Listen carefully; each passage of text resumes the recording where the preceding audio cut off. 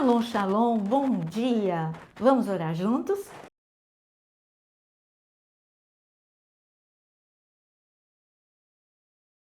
Você conhece a palavra paz? Você vive a paz?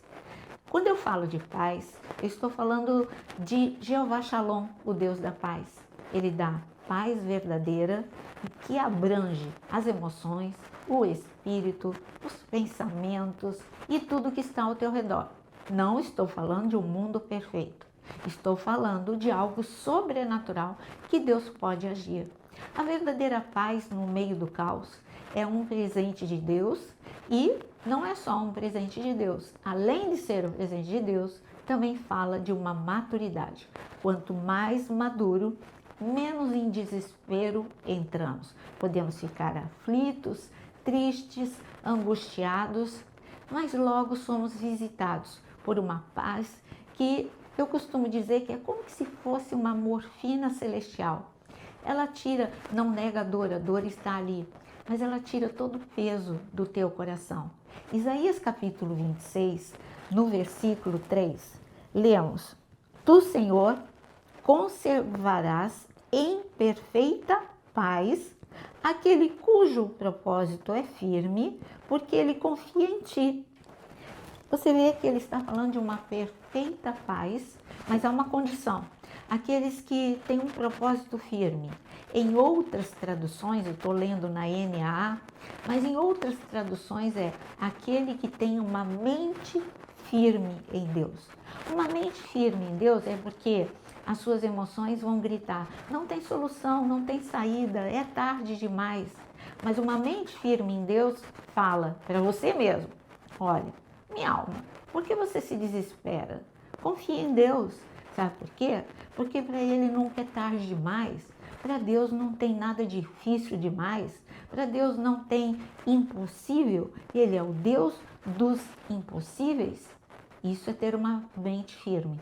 Quando você briga, não nega o problema, mas briga com a sua mente, então os pensamentos de Deus são colocados em sua mente, são estabelecidos em sua mente e de uma forma sobrenatural, como Deus fez com Paulo no meio da tempestade. Gente, olha, o vento continua soprando, o barco continua balançando, o navio vai até ser destruído, mas Deus disse que nenhuma vida vai ser perdida e eu confio no Deus que me visitou nessa noite.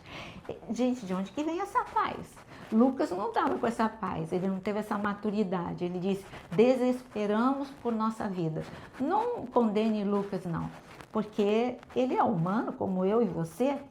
Paulo também era, mas ele aprendeu através da maturidade a não se entregar ao desespero, ter a perfeita paz que excede todo entendimento.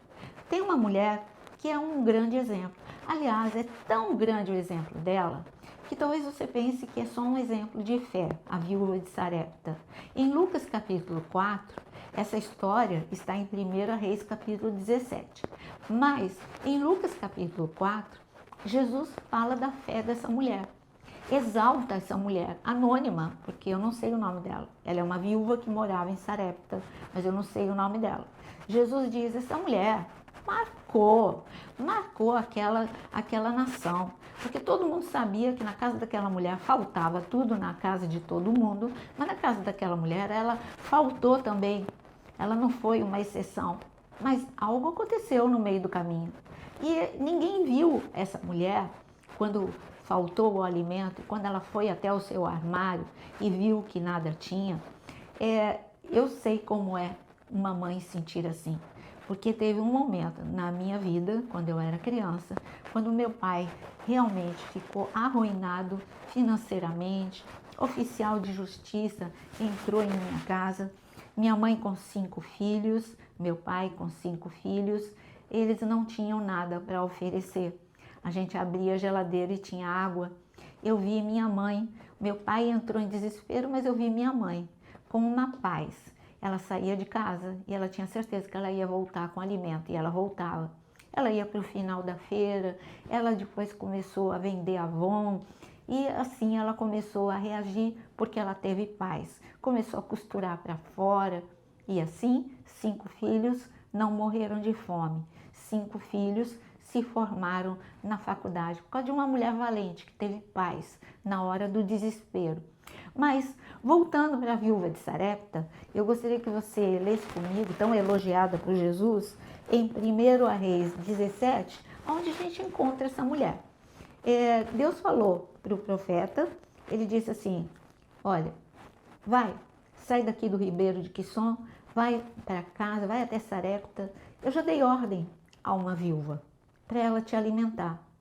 Mas quando o profeta chega até essa mulher, ele encontra essa mulher na porta da cidade, talvez ele tenha pensado, opa, chegou a minha provisão, a caminhada foi longa, estou morrendo de fome, estou morrendo de sede.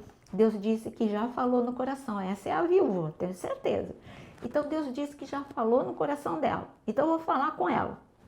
Eu tenho certeza que quando o profeta foi falar, olha, faz para mim pão, e eu vou ler a passagem para você ver como foi extraordinário. E aqui está escrito no versículo 10, então ele se levantou, foi a Sarepta, chegando ao portão da cidade, encontrou uma viúva que estava apanhando lenha.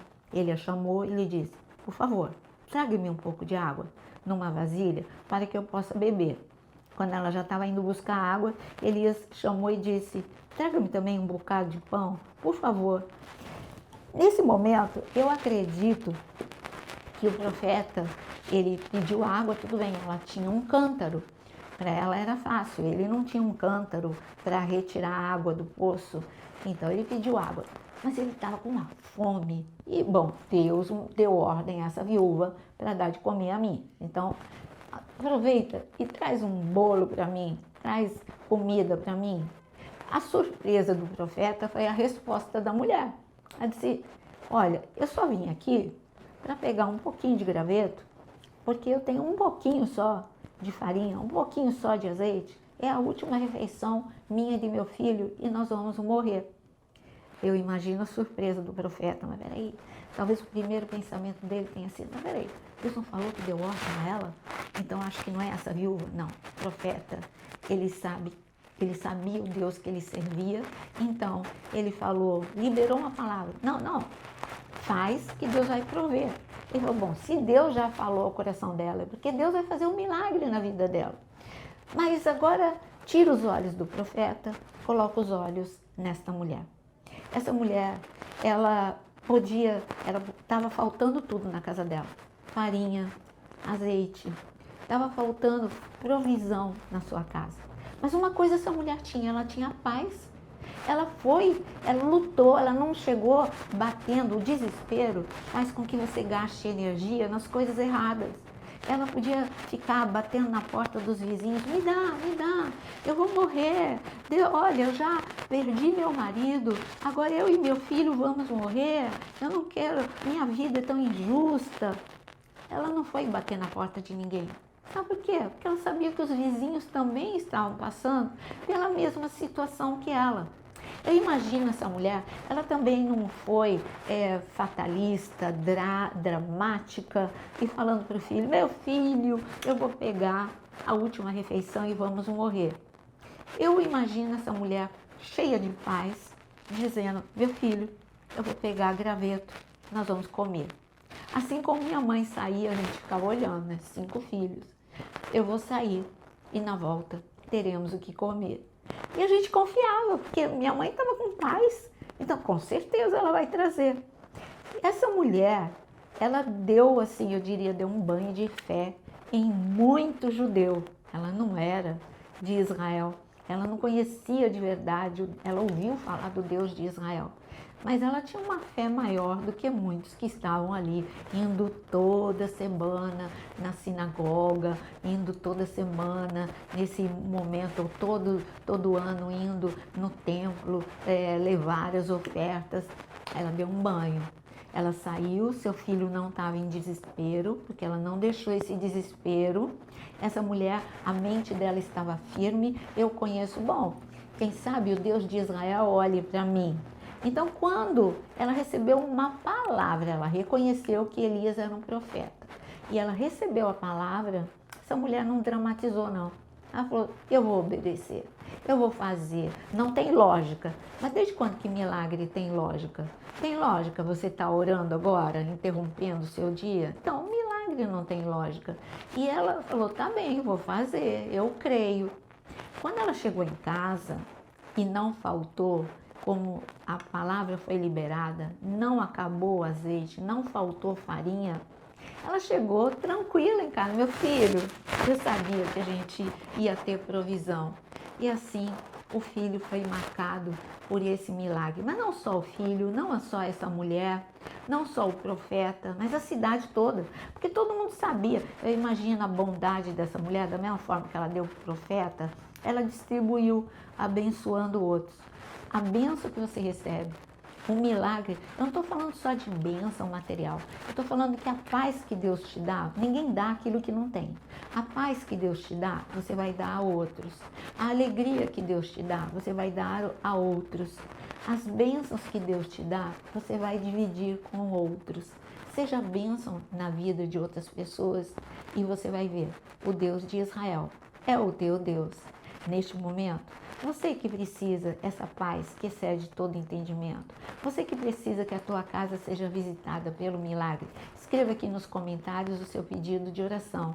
Vamos orar, mas antes mesmo de orar, compartilha essa oração com pessoas que estão em desespero. Tem muita gente em desespero, compartilha com muitas pessoas. Senhor, chegamos na tua presença, Deus de paz, e pedimos, visita a nossa casa, visita o nosso coração, reorganiza as emoções, cura relacionamentos, estabelece a tua presença em cada ambiente, que a minha casa seja um lugar de descanso, que a minha mente seja visitada, Senhor, por este nível de descanso. Ah, o Senhor abençoa aquele que tem a mente firme em Ti, o Senhor dá a perfeita paz.